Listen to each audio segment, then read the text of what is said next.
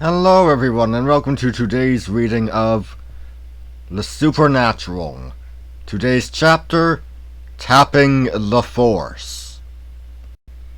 For centuries, some people have claimed to locate hidden objects by a process so bizarre that it has been dismissed as impossible by scientists. These people are called dowsers, who can find underground objects simply by walking across the ground, holding a stick, pieces of wire, or a pendulum. If what they are holding twitches, the object is immediately underfoot. No one can explain why this happens. One of the earliest references to dowsing comes from Germany in 1556, when miners used it to find coal. But proper records on dowsing were not kept until the last century. These writings mention a very famous dowser, a British man named John Mullins. On one occasion, a Yorkshire farmer asked Mullins to find water on his land. Mullins arrived, and then walked across a field with his dowsing stick in his hand. After only a few minutes, he stopped and began to dig. As the astonished farmer looked on, Mullins' spade uncovered an underground stream nobody had known about. During the early years of this century, dowsing became increasingly popular, and dowsers realized that objects other than water could be found. An American engineer discovered that he could locate electricity cables through concrete floors. With practice, he could also tell if the cables were damaged. This gift helped him in his job and reduced repair costs. Skilled dowsers appear to be able to find almost anything. All the dowser needs to do is concentrate on that object for the rod or pendulum to react to it when it comes in range. Cracked pipes, gold, and gas mains have all been located by dowsers. About 50 years ago, some dowsers realized that they were reacting to signals which did not seem to indicate any object in the ground beneath them. More puzzling was the fact that if the places where the dowsers had felt the reactions were plotted on a map, the points formed a straight line.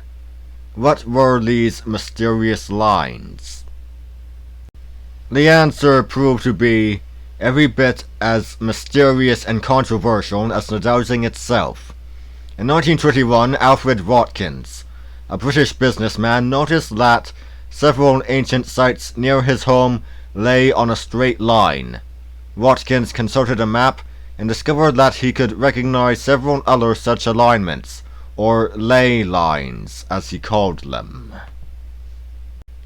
A ley line is a straight line on which a number of ancient sites are to be found. These sites include stone circles such as Stonehenge, prehistoric burial mounds, holy rounds, ancient earthworks, and churches. The structures themselves do not need to be very old.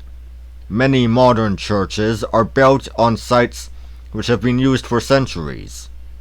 Watkins and others have found hundreds of these ley lines running across Britain and Europe.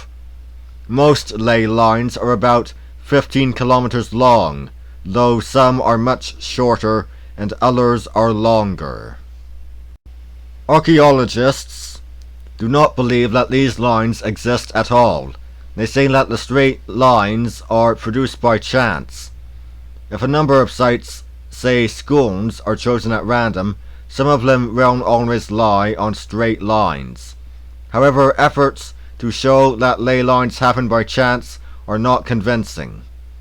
It has been estimated that the chance of a ley line occurring is about 1 in 1,000. Yet, they actually occur far more often than this. Exactly what ley lines are is not clear. Watkins thought that they marked a trade route. Other investigators particularly dowsers, have been more adventurous in their ideas. It has been suggested that the lines are channels for an earth power. This earth power is said to originate within our planet and to run across the surface along ley lines. It is this power which the dowsers claim to detect. It is said that prehistoric humans could detect this energy and built their stone circles and burial mounds on them. Evidence for this earth power is still weak. It depends largely on the findings of dowsers who are not really sure what they are sensing, nor how they sense it. Although it seems certain that dowsers can locate many things, their claims of finding earth power lines still remains in doubt. If such a force really does exist, there should be a scientific explanation to account for it. Perhaps such an explanation can be found if only scientists would take the matter seriously. Well, this is very mysterious, isn't it? But that's all for today. May the Force be with you.